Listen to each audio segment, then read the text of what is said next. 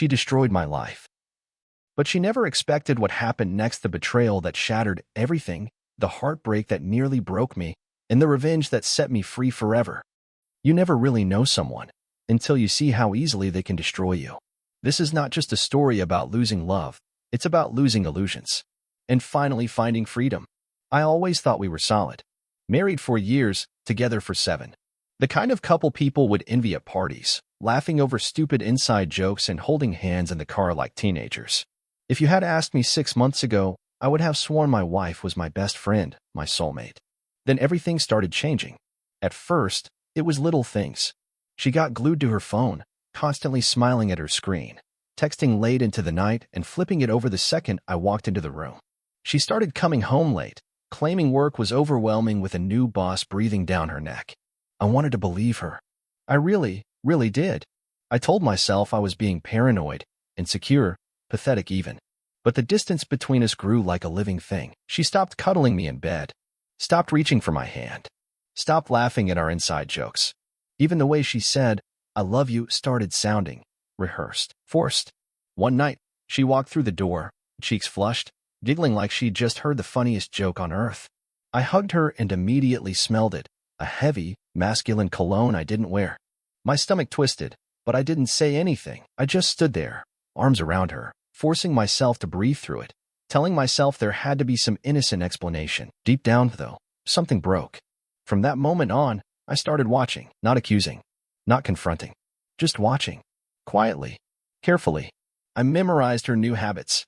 The secret of phone calls, the unexplained charges on our credit card, the sudden girls' nights that seemed to happen every damn weekend. Then there were the lies. Sloppy, lazy lies that didn't even match up. One night she said she was out with Emily, but I ran into Emily's husband at the gas station and he mentioned Emily was out of town visiting her sister. I smiled, nodded, and pretended like I didn't notice my whole life burning down around me. I wasn't stupid. I knew what was happening. I just wasn't ready to face it yet. I guess there's a part of you that clings to hope even when the ship is halfway underwater. Maybe if I just gave it time, she'd come to her senses. Maybe it was just a stupid emotional affair and not physical. Maybe she was confused. Anything but the truth. But the truth has a way of punching you in the face when you least expect it. And when it finally hit me full force, there was no denying it anymore. No fixing it. No coming back. The night it all came crashing down started like any other. She said she was heading out for a quick drink with coworkers. Kissed me on the cheek. Said she wouldn't be late. I nodded, played the good husband, smiled like I believed her. As soon as the door closed, I grabbed her old iPad from the closet. She'd forgotten it still synced to her phone. She wasn't even careful anymore. Maybe part of her wanted to get caught. 10 minutes later, I had all the proof I would ever need. Messages. Hundreds of them. Filthy, shameless texts between her and some guy named D. Pictures too, pictures that made my chest tighten and my hands shake so badly I almost dropped the iPad. Not just random hookup nonsense either. They were planning weekends together. Private jokes. Talking about our bed. Our home. I sat there for maybe an hour, staring at the screen, feeling my world split wide open. I wasn't even angry yet. Just hollow. Like someone had scooped everything out of me. I didn't sleep. Just sat there in the dark, running my thumb over the cracked edge of the tablet, waiting. When she finally stumbled in, reeking of cheap whiskey and stale cologne, I was calm. Too calm. She barely glanced at me, tossing her purse on the counter, kicking off her heels like she didn't have a care in the world. I stood up slowly, holding the iPad out like a loaded gun. She frowned. "What's that?" She slurred. I said nothing. Just opened the folder I'd organized, D and slut face, greatest hits, and flipped through picture after picture after picture. Her face went white. Dead white. She didn't even try to lie at first. Just crumpled onto the floor like a puppet with its strings cut. The first words out of her mouth? It didn't mean anything. I swear. It was a mistake. A mistake you scheduled, photographed, and texted about every day for months.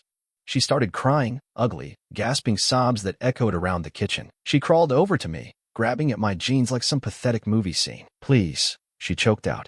"Please, it didn't mean anything. It's you I love. I'll fix it. I'll do anything. Please don't leave me." I didn't yell. I didn't cry.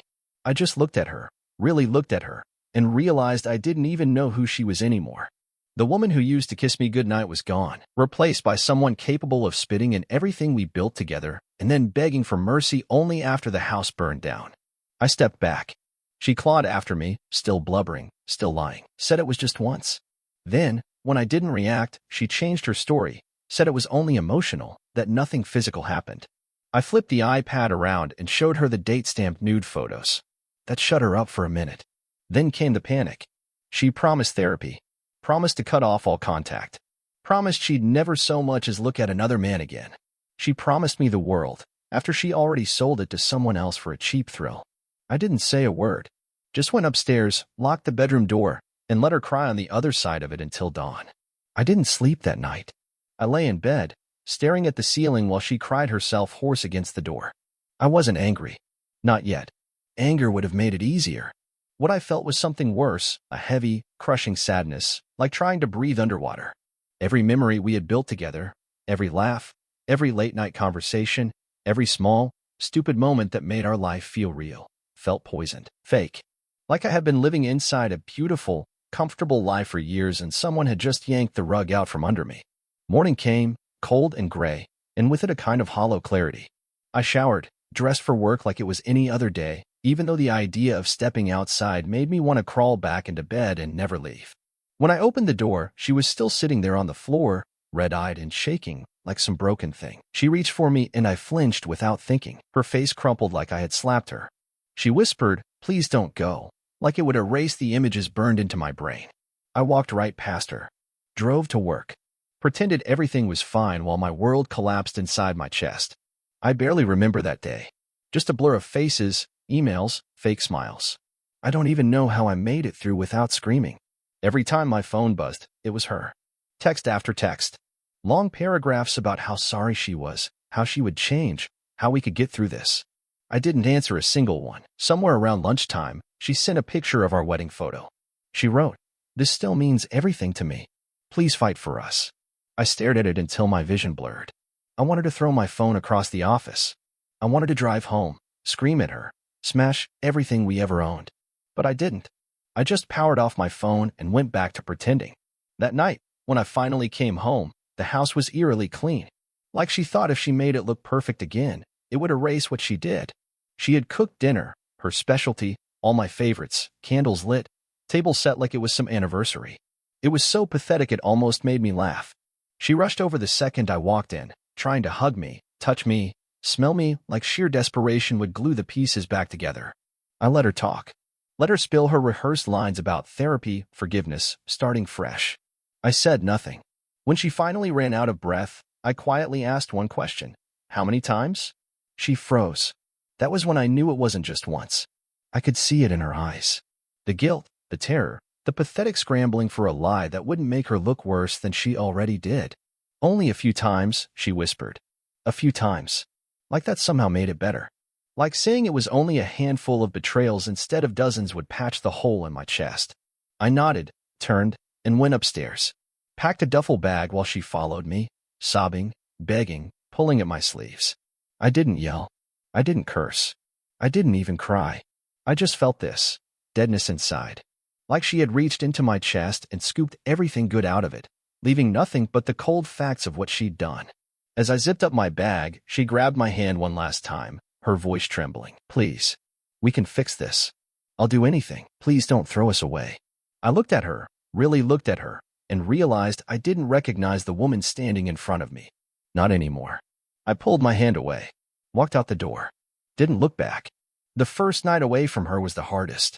I checked into a cheap motel, the kind of place where the walls are so thin you can hear every conversation, every TV, every bad decision happening next door.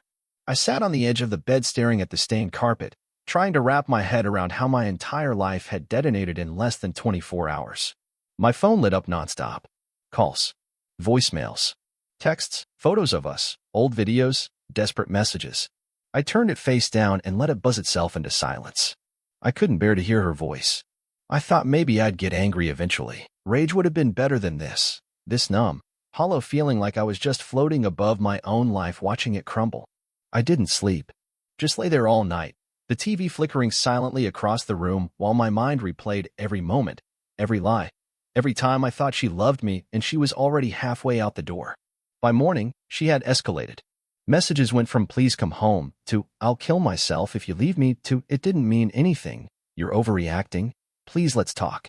I knew her well enough to know it was manipulation, not real. She wasn't sorry she cheated. She was sorry she got caught. That's the thing about people like her. They don't regret what they do.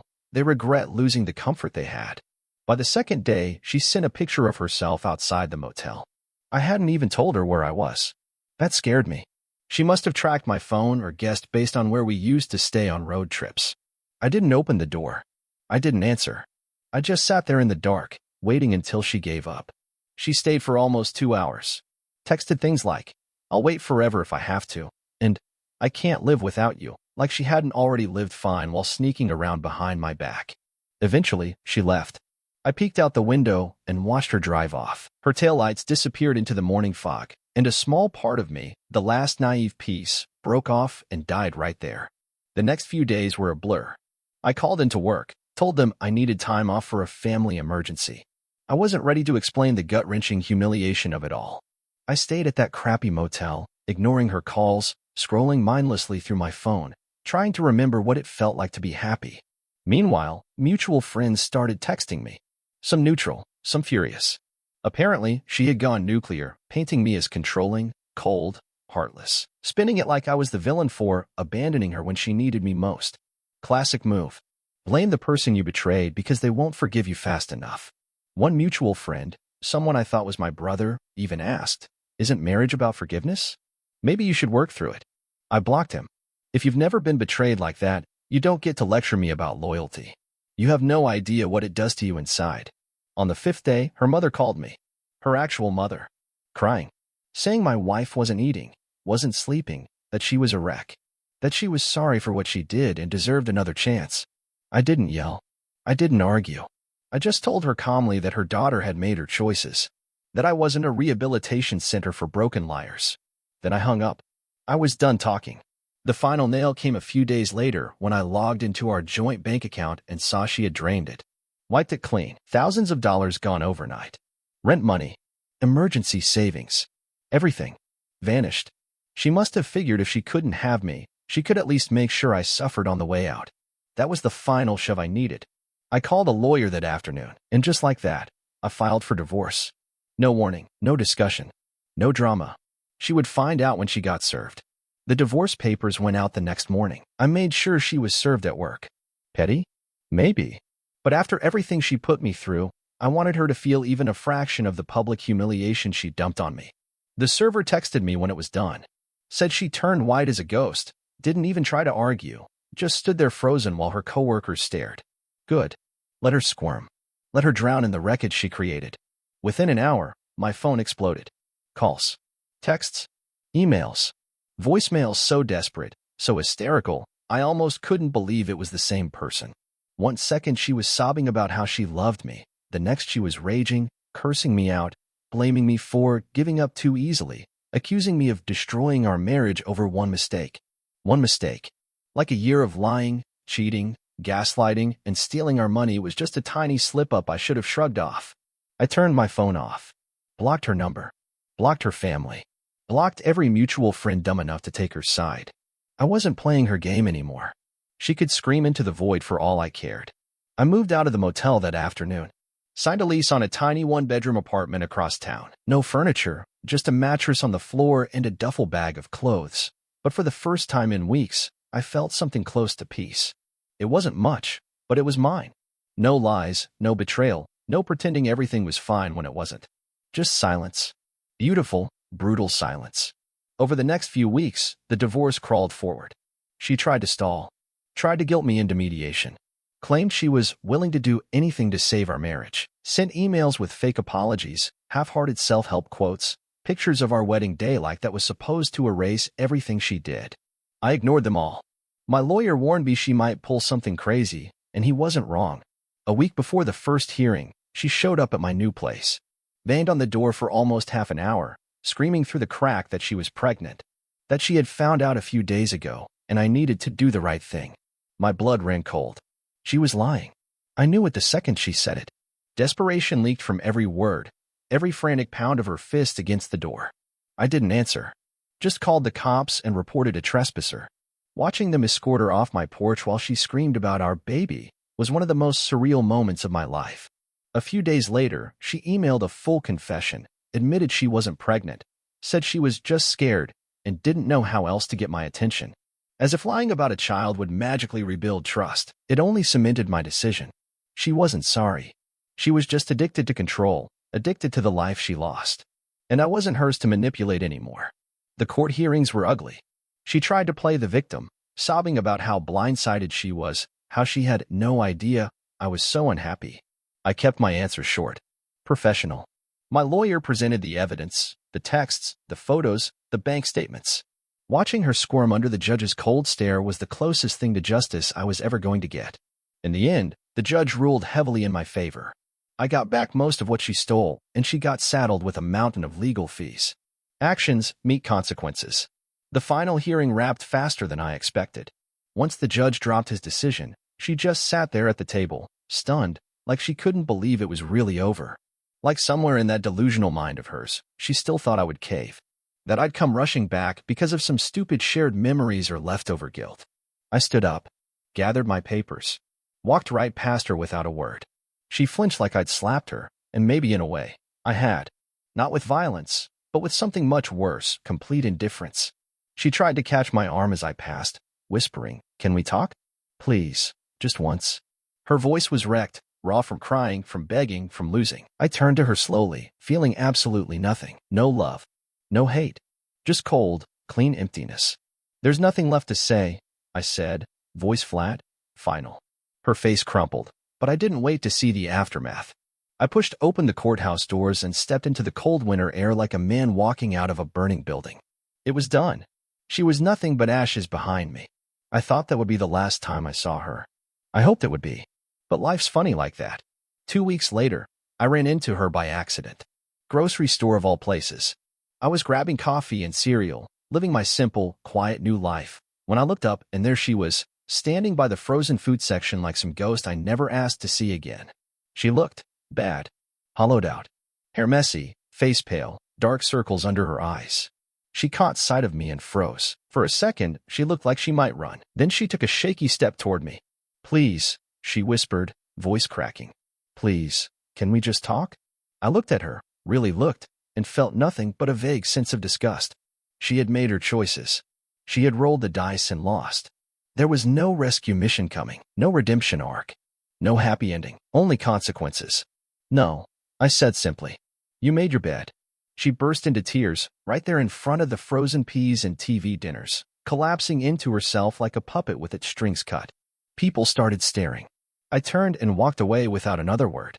I didn't owe her comfort. I didn't owe her closure. She had all the chances in the world to be honest, to be loyal, to choose us, and she threw it all away for a few sweaty nights and a handful of lies. She chose her path. I just chose not to follow her down it. That night, as I sat alone in my little apartment with a cheap takeout dinner and a Netflix show playing in the background, I realized something. I wasn't sad anymore. I wasn't angry. I wasn't broken. I was free. She thought she destroyed me. All she did was set me free from the prison I didn't even realize I was living in. The marriage, the lies, the constant walking on eggshells, it was all chains I didn't notice until they were gone. And once they were, I never wanted them back. After everything, the discovery, the confrontation, the divorce, the breakdown, you'd think I'd be angry forever. You'd think I'd want revenge or closure or some dramatic apology that made it all make sense. But the truth is, you hit a point where you're just done. No fireworks.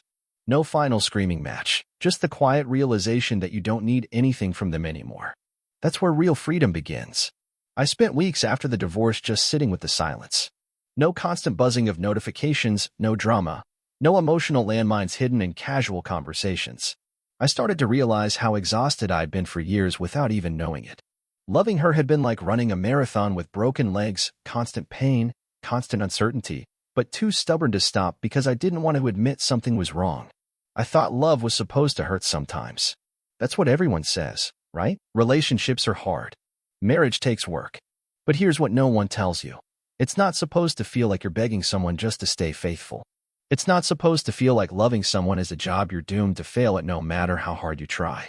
Love isn't supposed to be a competition against whatever thrill or validation they find elsewhere. I realized I spent so much time loving her that I forgot to love myself, forgot to even notice when my needs stopped matching, when my feelings got pushed to the bottom of the pile every time she needed attention, excitement, ego boosts from strangers. When you finally walk away, you start seeing it all with terrifying clarity. Every lie, every manipulation, every moment you doubted yourself because they convinced you that you were crazy, jealous, controlling, when really, your gut was screaming the truth the whole time. I'll never ignore my gut again. I learned that lesson the hard way. If something feels off, it probably is. If someone's words don't match their actions, believe the actions. If you feel like you're slowly disappearing inside a relationship, you are. And you need to run, fast. No one is worth losing yourself over. Not even the person you thought you'd grow old with. Especially not them. Some nights I still wake up from dreams where she's there, smiling like she used to, acting like none of it ever happened. And for a few seconds, I feel that old familiar pull. But then reality slams back in and I remember exactly who she really is. Not the woman I loved. Not the partner I thought I had. Just a ghost of broken promises. And I go back to sleep with a clear conscience, because I know I gave everything I had. I was loyal. I was honest. I loved with my whole heart. She wasn't capable of doing the same. That's not my shame to carry. It's hers. And the best revenge, the sweetest, most satisfying revenge, isn't screaming at them, or making them jealous, or showing them what they lost. It's moving on so completely that their name stops carrying any weight in your life. It's building a life you're proud of without them in it. It's laughing, sleeping peacefully, making new memories that have nothing to do with them. It's knowing deep down that you won. Not because you stayed and fought for someone who didn't deserve you, but because you finally fought for yourself. Starting over wasn't some magical, movie montage moment where everything suddenly clicked into place. It was slow, awkward. Some days, it felt like learning how to walk again after a bad fall, shaky, unsteady, but every step was mine. The first real thing I did after the divorce was buy a new bed. It sounds stupid, but it mattered. I didn't want to sleep one more night in a place haunted by memories of her. I didn't have much money after the legal fees, so it wasn't anything fancy, just a simple mattress and a cheap frame, but it was mine. My space. No lies clinging to the sheets. No ghost hands reaching for me in the dark. Just peace. I started making small changes. Changed my number. Got a new email address. Scrubbed my social media of anything connected to her. I threw out the wedding photos, the keepsakes, the love notes we used to leave each other. It hurt like hell, but keeping them hurt worse. I wasn't interested in carrying reminders of someone who saw me as disposable. I needed clean air. I started going to the gym, not to get revenge or post thirst traps online like some people do after a breakup, but because I needed to feel strong again. I needed to prove to myself that I could build something new, starting with my own damn body. At first, lifting weights felt pointless. I was still weighed down inside. Still carrying anger, sadness, shame. But the more I pushed through the physical pain, the more the emotional pain started to loosen its grip. There's something about forcing yourself to do hard things that makes the impossible parts of your life feel a little more survivable. I also reconnected with old friends, real friends. People she had quietly pulled me away from, isolated me from, little by little over the years. I hadn't realized how much I missed laughing with people who actually wanted the best for me, who didn't see me as some stepping stone to a better life. One night, after a long dinner with a few of them, I went home, collapsed onto my cheap new bed, and just lay there staring at the ceiling, feeling something I hadn't felt in months, gratitude. Gratitude that I got out. Gratitude that I didn't waste another decade trying to fix something she had already destroyed. Gratitude that I could laugh again without wondering if I was being stupid for trusting someone. Little by little, life started feeling possible again. Not perfect. Not easy. But real. And real is a hell of a lot better than perfect. Real doesn't lie to you when you're sleeping. Real doesn't stab you in the back and call it a mistake. Real shows up, flaws and all, and chooses you anyway. I promised myself something that night. No more half-love. No more making excuses for people who hurt me. No more shrinking myself down to fit into someone else's broken expectations. If someone couldn't love me honestly, fully, without games, they wouldn't get to love me at all. I wasn't bitter. I wasn't angry. I was just done pretending that broken love was better than no love. It wasn't. It never had been. And the scariest, most beautiful thing about walking away from a love that betrayed you is realizing you're finally free to find the kind of love that doesn't. I should have known it wasn't over. People like her don't let go easily. They don't accept that the story ends without them winning. About a month after the divorce was finalized, after the silence had started to feel comfortable instead of crushing, she messaged me. A simple, pathetic, "Hey, can we talk?" on a brand new number. For a second, just a second, my heart twisted. Old habits die hard. But then the anger, the disgust, the survival instinct kicked back in, and I remembered exactly who she was. I didn't reply. I left it sitting there, blinking like a dying light on my screen. The next day, she sent another message. Longer this time. "I've been thinking about you a lot. I made a mistake. You're the love of my life. I'll do anything to make this right. Please, just give me 5 minutes." I laughed. Actually laughed out loud sitting alone in my tiny apartment. Not because it was funny, but because it was so pathetic. So predictable. They always come back when the consequences finally hit. When the lies aren't fun anymore. When the attention fades and the reality of what they lost finally sinks in. I didn't answer. I didn't block her either. I wanted her to see the silence, to feel it swallowing her whole. She kept trying. Over the next week, it turned from desperation to rage. Text accusing me of giving up on us, of being heartless, of not fighting for our love. As if I hadn't already fought harder than anyone should ever have to. As if staying with someone who treated you like an afterthought was a badge of honor instead of a death sentence. Then came the guilt trips. She said she was depressed, that she was drinking too much, that she missed her best friend. She sent pictures of old places we used to go, the park bench where we first said, "I love you," the beach where I proposed, like some sick slideshow of the life she destroyed. I didn't answer a single one, ignored them all. She started calling late at night, letting it ring until it went to voicemail. Left long, slurred messages, crying, begging, saying she was lost without me. I didn't delete them right away. I listened. I sat there, headphones in, heart steady, listening to her weep and plead and unravel. And I felt nothing. Not anger. Not pity. Just this cold, clear certainty that I had done the right thing. That I had escaped a sinking ship before it dragged me under too.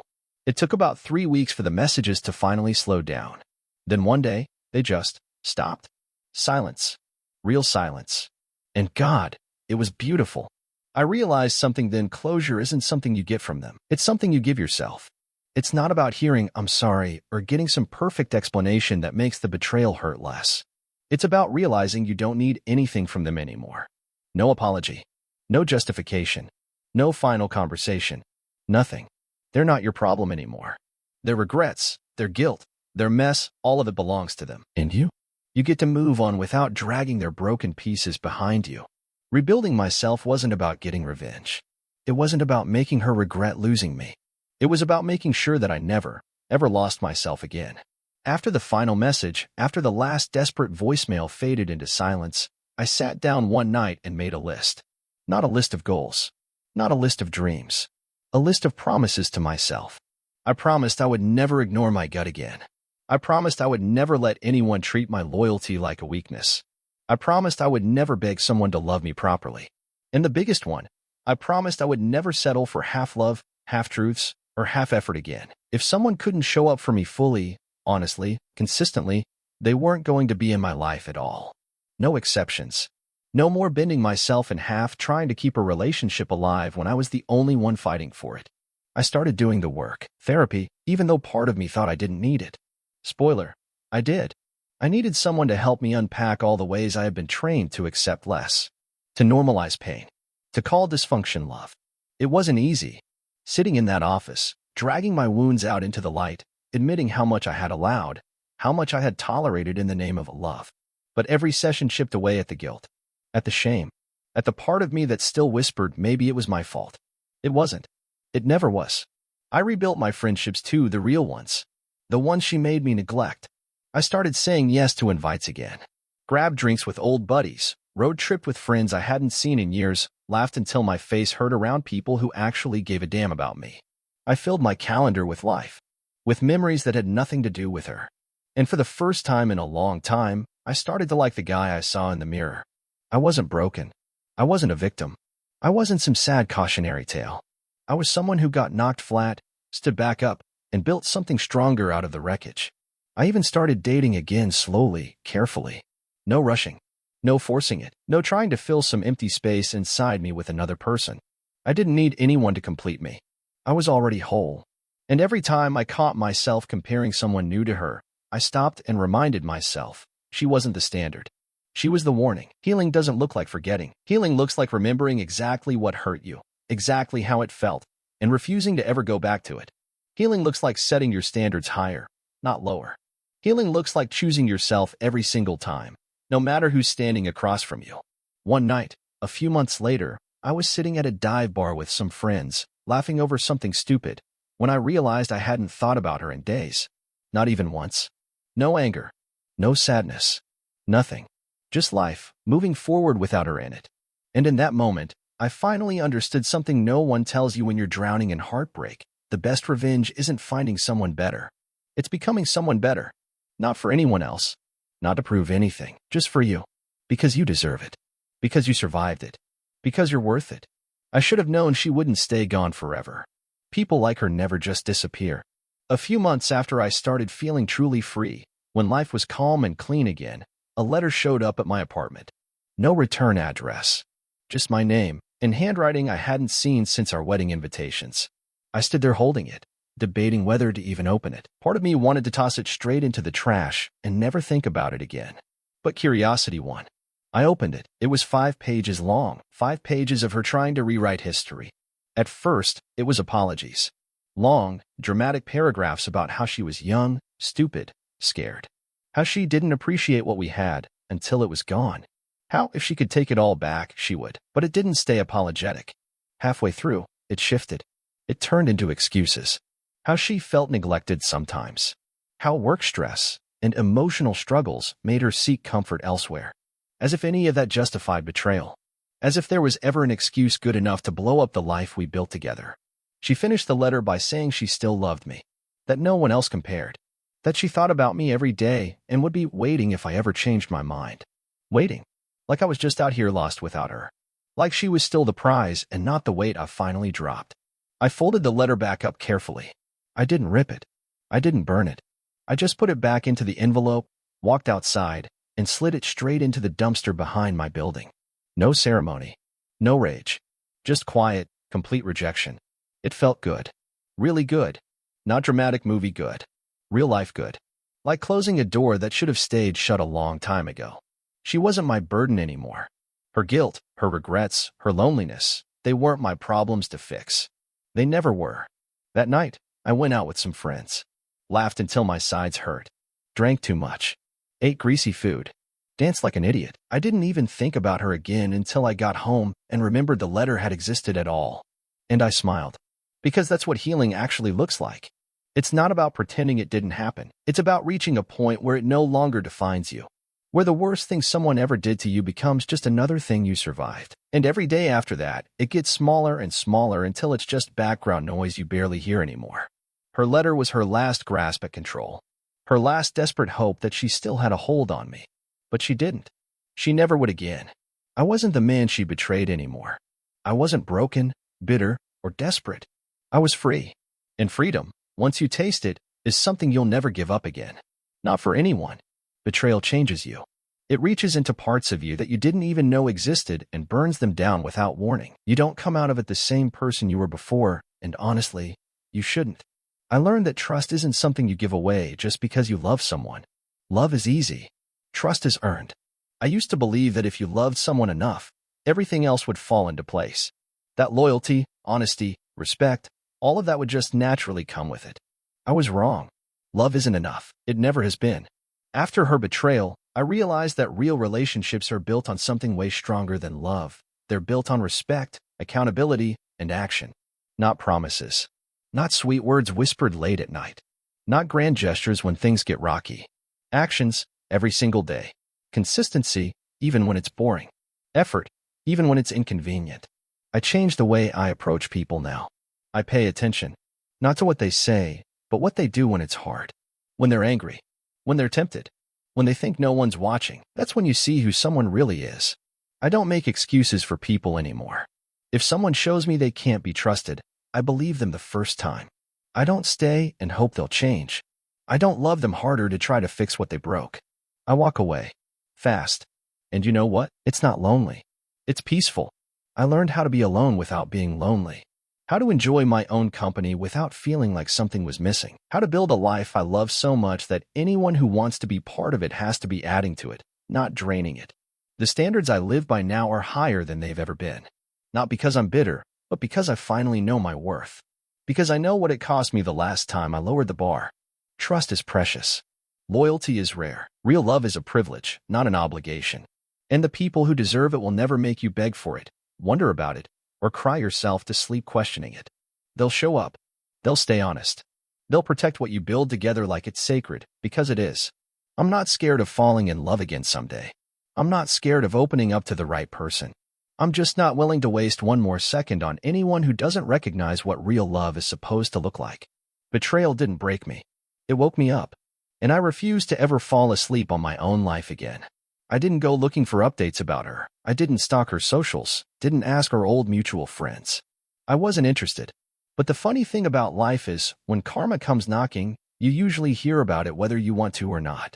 A few months after the divorce, a buddy of mine, one of the few who actually stayed loyal, shot me a text out of nowhere. "Bro, you're not gonna believe this." I didn't even ask. He sent a screenshot. It was her, a Facebook post, public for the world to see, practically dripping with self-pity.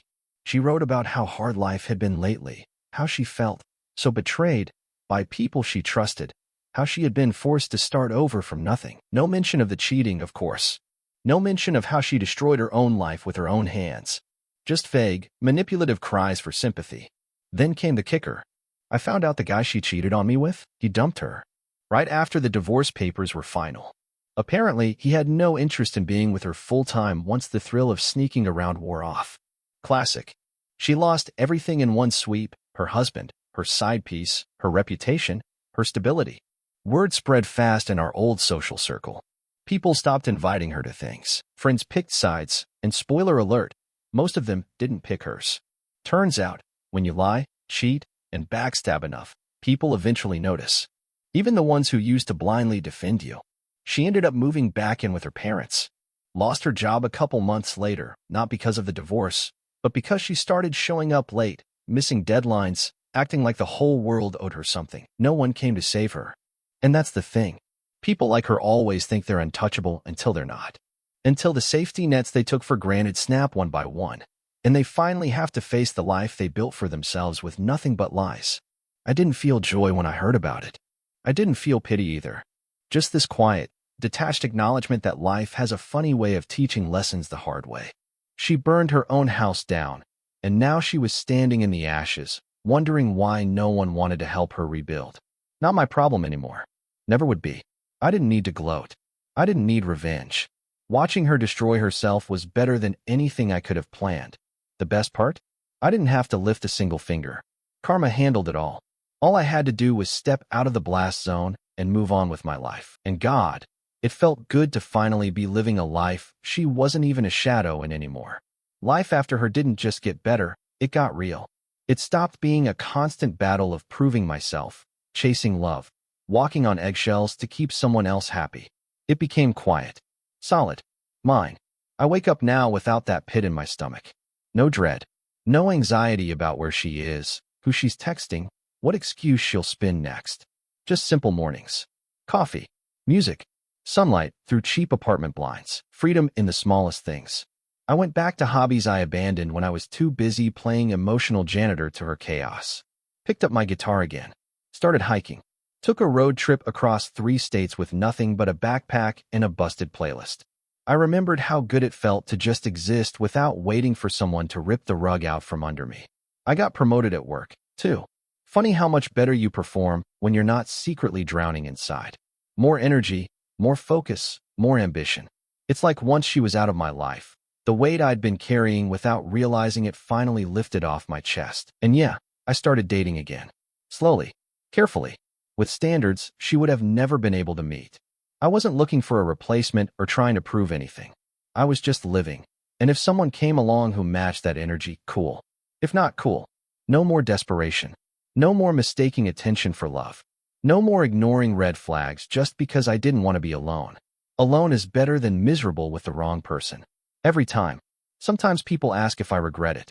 Regret the marriage, the years spent, the love wasted. And honestly, no. I don't. Because everything she put me through taught me exactly who I never want to be again. It showed me my own strength. It stripped me down to nothing and forced me to rebuild from scratch. And what I built this time, it's unshakable, solid, authentic. I look back now, and it's almost like watching a different person live a different life. A younger, more naive version of me who thought love could fix anything. I don't hate that guy. I just outgrew him. Life is simple now. Not perfect, but good. I don't flinch when my phone buzzes. I don't second-guess every smile, every compliment. I trust myself in ways I never could before. And if that came at the price of losing her, then it was the best bargain I ever made. Some storms don't come to destroy you. They come to clear your path. She was the storm. And now, for the first time in years, the path ahead is wide open, and it's all mine. If there's one thing I could say to anyone who's been betrayed, it's this. It's not your fault. It doesn't matter how imperfect you were. It doesn't matter how many fights you had, how many flaws you carried, how much pressure life put on you both. Cheating isn't a mistake. It's a choice made in cold blood, without you in mind. And you deserve better than someone who could erase you so easily. You deserve a love that doesn't make you guess, a loyalty that doesn't vanish the second temptation shows up, a partner who chooses you every day, without hesitation, without excuses. You deserve to feel safe in your own home, in your own skin, in your own heart. You deserve mornings without anxiety, nights without crying into a pillow because you're scared to confront the truth you already know deep down. If you're reading this, standing in the middle of the wreckage, wondering if you're strong enough to leave, you are. If you're doubting whether the pain of starting over is worth it, it is. If you're scared that no one else will ever love you again, they will. But the most important love you'll ever fight for is your own. And no, healing isn't instant. It's not pretty. It's messy and slow and lonely sometimes. Some nights you'll want to go back, just because the pain of missing what you thought you had feels unbearable. But don't. Please, don't. You're not missing them. You're missing the dream you had of them. You're mourning the future you built in your head, not the person who threw it away. The real them isn't who you miss. The real them is the one who lied, cheated, betrayed, broke you. And you are worth so much more than what they gave you. If you stay, you'll keep bleeding from the same wounds they caused. If you leave, you'll still hurt, but you'll heal. You'll grow scar tissue, stronger than anything they ever touched. And one day, sooner than you think, you'll wake up and realize you haven't thought about them in weeks. You'll laugh without flinching. You'll love again. Maybe someone new. Maybe just yourself. And it will feel like breathing after nearly drowning. Leaving isn't giving up. It's choosing yourself. And God, you deserve to choose yourself. Every damn time. So if you're standing at the edge, scared to jump, jump. I promise you, the ground will catch you. And the life you build afterward will be better, stronger, and more real than anything you left behind.